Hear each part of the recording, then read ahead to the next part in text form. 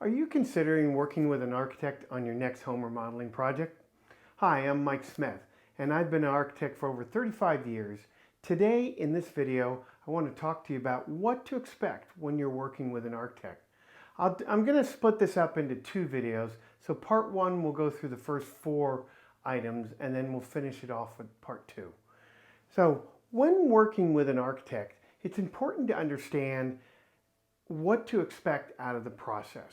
It helps to ensure that your project runs smoothly and that you end up with the vision that you have in your head. And if you don't have a vision, at least the ideas that you can give the architect so that he can mold it, or she can mold it into your vision that you have.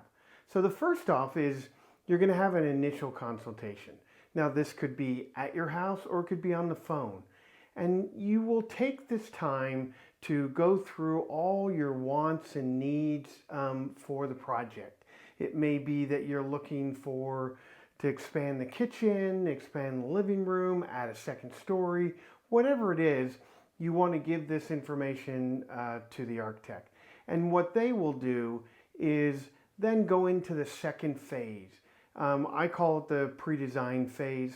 It is a short, it's mainly a research part, because usually when a client comes in, they know they want to add on, but they're not exactly sure what steps they need to go through with the local planning department and building department.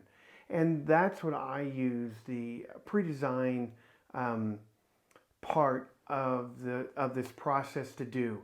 I will put together a small proposal just for that, and then I will do research at the planning department, the building department, and put together a report that you will know exactly what you can and can't do on your property. And even if at that point you decide, I'm not going to work with Mike, I want to work with someone else, you'll at least have all the information of what you need to do from there. Going on from that part, you're going to go into what's called schematic design.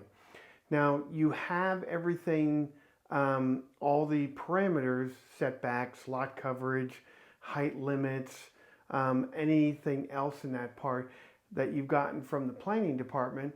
Now you're going to start to put those elements together with the wants and needs that you have for the project. And the architect will spend the schematic design phase going through various options. I will start off doing like 3 different options. One will be very conservative, fits the parameters but doesn't go too wild. Then I'll have one that will go kind of nuts, and then there'll be one in the middle. And the reason why I do that is I want my clients to see what minimum and maximum is, and it usually ends up being somewhere in the middle for that. So that's why I go through that. The next part is called design development. Now, not every project will have this. What exactly it is. So schematic design has all designs, the floor plan, you'll get elevations and a site plan. So you know where the house sits, how big it is, and what it looks like from the outside. But it's all very fluid. There's not a lot of detail in it. And that's what the design development phase is. You really go in and you start looking at elevations on like a schematic level.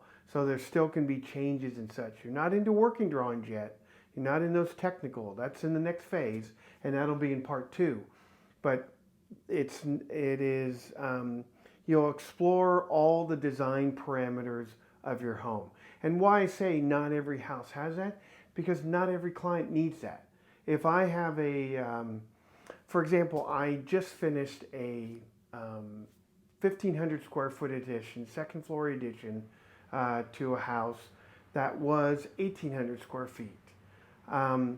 We laid out the kitchen. It was a kitchen, master bedroom, master bath, and great room.